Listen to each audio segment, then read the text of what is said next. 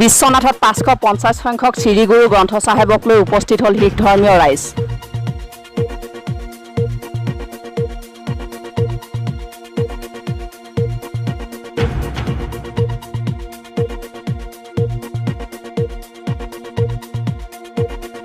শিখ ধৰ্মৰ প্ৰৱৰ্তক গুৰু নানকৰ 550তম জন্ম জয়ন্তী উপলক্ষে ধুবুৰী গুৰুদ্বাৰৰ পৰা বাহিৰ কৰা শোভাযাত্ৰা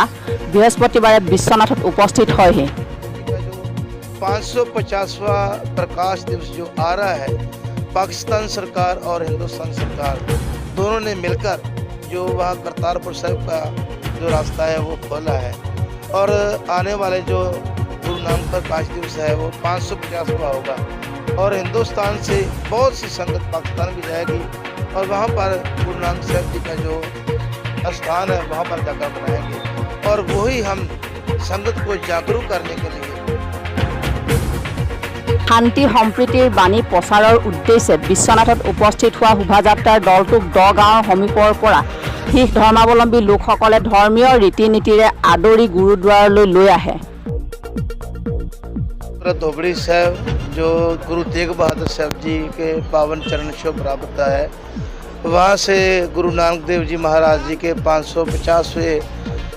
अवतार पूर्व प्रकाश दिहाड़े की खुशी में जो नगर कीर्तन है आसिया, जिसको आल सिख यूथ एसोसिएशन असम से जो नौजवानों की तरफ से ये आयोजन किया गया है और ये अलग अलग जहाँ से गुजरता हुआ आज बिशना चाराली में पहुँचा हुआ है और जहाँ से आने के बाद हम जहाँ से आगे पहुँचेंगे 9 गाँव में जाकर इसकी समाप्ति होगी।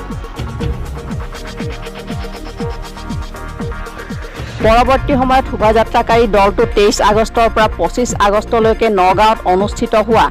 মহান গুৰুমঠ সমাগমত উপস্থিত হ'বগৈ বুলি জানিবলৈ দিয়ে। বিশ্বনাথৰ পৰা Homen Barman, Assam news any time.